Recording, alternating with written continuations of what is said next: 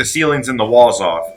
The only reason we took the ceilings off before the walls is because we had a little bit of a process there with some metal lipping over that we had to take some things out to get to it. So the second thing we did after the floor was the ceiling.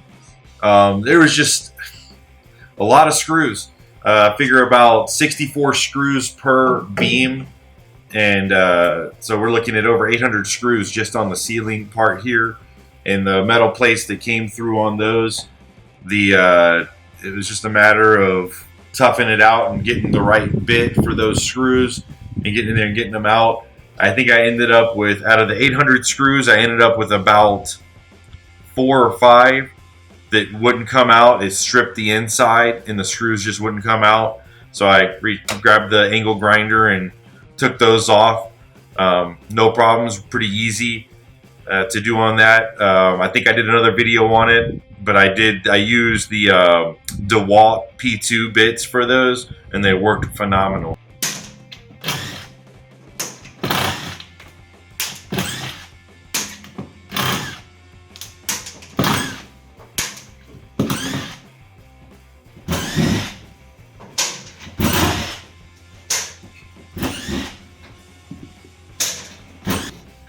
So I wanted to take a minute to talk about the bits that I'm using to take out the screws in the bus. I've probably taken out over 1,500 screws so far. And I happen to have some of these DeWalt P2 bits laying around when I started the project, so I started using those. And I kind of underestimated how good they were until I went out and bought some other bits and started using those. This bit here made it through about a screw before it started twisting and breaking. This DeWalt P2 bit here made it through over 500 of these bus screws before I finally broke the tip off of it. And then I got one here that's made it through over 100, and you can barely see that it's got any wear on it there. So this has got a lot of life on it. These DeWalt P2 bits are really good. I'm really looking forward to continuing to use these and getting some good life out of them. Thanks. Another thing I did in the bus is I took off the screws on the roof. Most of them were easy, but Dad had to do the ones that we couldn't get, and he got most of them out.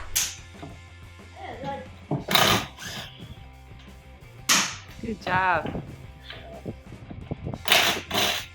All right, so I have faith and hope are taking the screws out of the top panels so that we can take these panels down and get the insulation out and take care of all of that. Meanwhile, I'm going around to all the speakers and lights and taking those out so that we can get these wires through here whenever we take these panels off. Also, part of that, we have 2 emergency exits on the top, one in the front and one in the back, and they have the inside seal and containment is covering this panel. So in order to take this panel off, we're going to have to take this bottom seal off. I don't want to take the emergency exits out yet.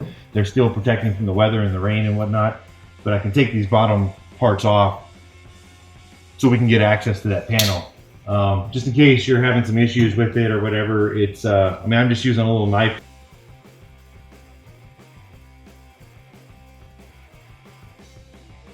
All right, once you get the white caps popped off, it exposes all the screws around.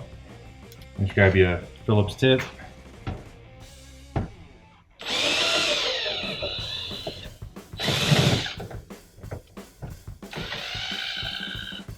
gonna take it kind of easy with these because I may end up needing to put using them to put them back up later.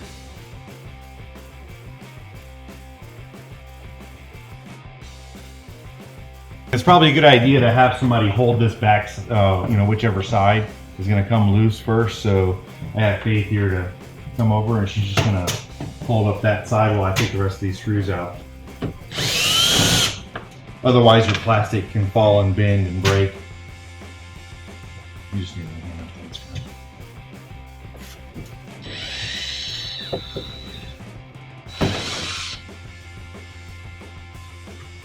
And then once you take your last screw out,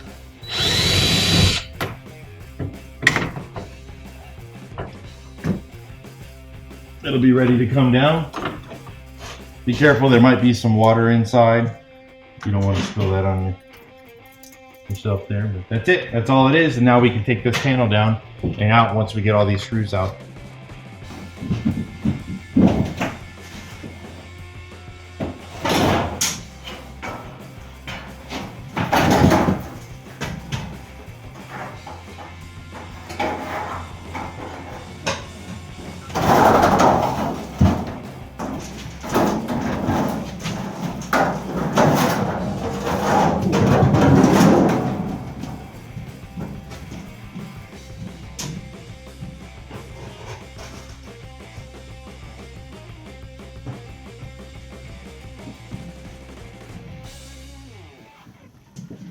it's not too bad, but you can see a little bit of mold and stuff there. So far, everything looks pretty good, except for a couple little things here and there. Okay, so we got all the screws out of the top of the ceiling. And when I had to, all of them came out pretty good. Some of them gave us a little bit of problem. I had to end up grinding 5 total screws out of the ceiling, I think, to get all the panels released. Also, as I showed earlier in the video, I took the bottom part of the emergency exit out so that we could take all these panels out. So we're gonna start taking these panels out now and getting them outside out of the way. Keep in mind as you're doing this insulation that's up here, it's all taped up, but it's old, so that tape's probably gonna break as you're popping these out, and it might fall down on your head and everything else, so be careful with that. Oh, and another really important thing, this is all cut metal and sharp, so make sure you're wearing nice thick gloves when you're messing with this stuff so you don't get an injury and slice your hand.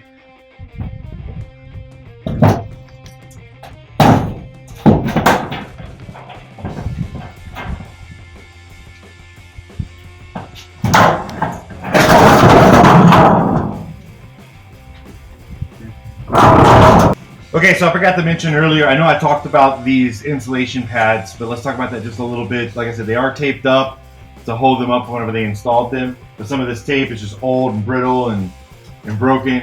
So whenever I pulled that panel out, this piece fell down right away. It's a good idea to make sure when you're messing with this stuff, you don't want to breathe in those fibers, and there could be mold and stuff inside of this. So if you get you a mask, make sure you're protected with the mask. That way when you're taking this stuff out of the ceiling and out of the walls, you're not breathing that in and causing some issues. So I'm gonna go ahead and do the rest of these with our mask on now and get this done. See you later.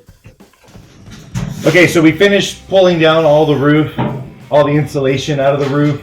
We're just going through right now, cleaning up any little bits and pieces that are left straggling so that it's kind of cleaned up a little bit. A couple of things to note on ours. I was a little bit worried about rust and stuff and mold in the insulation.